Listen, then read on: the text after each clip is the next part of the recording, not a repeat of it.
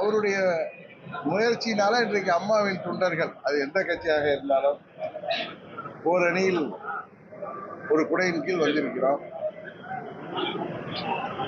திரு அமித்ஷா அவர்களின் முயற்சி அம்மாவின் தொண்டர்கள் ஓரணியில் இணைந்து திமுகவை வீழ்த்த வேண்டும் என்பது. அந்த நல்ல முயற்சிக்கு நாங்கள் ஆதரவு அளிக்கிறோம். அவர் சொன்ன கருத்துக்களை எங்கள் கூட்டணி என்டிஏ கூட்டணியின் கருத்தாக நாங்களும் அதை பிரதிபலிக்கிறோம்.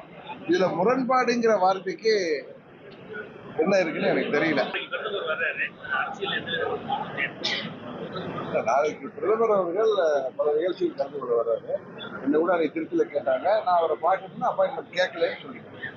அதுதான் சொல்ல முடியாது தவிர மற்றபடி அரசியல் மாற்றங்களுக்கு நீங்க அவர் வந்து போனதுக்கு அப்புறம் சொல்ல முடியும். எல்லாம் தெரியும். நீங்க எதிர்பார்க்கிற மாதிரி நான் எந்த கருத்தையும் சொல்லி அமித்ஷாவின் முயற்சிக்கு ஒரு பங்க விதத்துல நான் என்றைக்குமே நடந்து கொள்ள மாட்டேன். போதுமா? ஏன்னா ஒரு கடுமையான முயற்சி எடுத்து 21 அவர் முயற்சி வெற்றி பெற்றிருந்தால் திமுக ஆட்சி கூட வந்திருக்காது. இப்பொழுது அவர் 24 தேர்தலுக்கு பிறகு ஒரு கடுமையான முயற்சி எடுத்து அம்மாவின் தொண்டர்கள் எந்த கட்சியாக இருந்தாலும் அது பெரிய கட்சியா இருக்கலாம், சின்ன கட்சியா இருக்கலாம், நீங்க சொல்ற மாதிரி ஒரு குழுவா இருக்கலாம், எல்லோரையும் ஒன்றிணைக்கிற பணியில வெற்றிகரமாக ஈடுபட்டு வர்றாரு. அப்படி திமுகவை வீழ்த்த வேண்டும் என்றால் எங்கள் கூட்டணி பலப்பட வேண்டும். அம்மாவின் தொண்டர்கள் ஓர் அணியில இணைய வேண்டும்.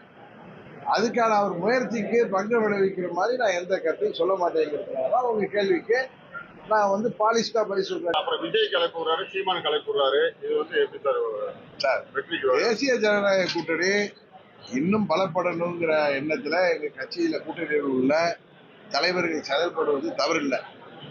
நீங்க திரும்ப திரும்ப எங்க கூட்டணியில பிரச்சனை இருக்கு, ஒவ்வொருத்தருக்கும் ஒரு கருத்து இருக்கு. எல்லாம் நான் அதுதான் சொன்னேன். உங்களுக்கு ஒரு 6 மாதம் இருக்கு, ஜனவரியில எல்லாம் செட்டில் ஆகி எல்லாம் சரியா வரும்.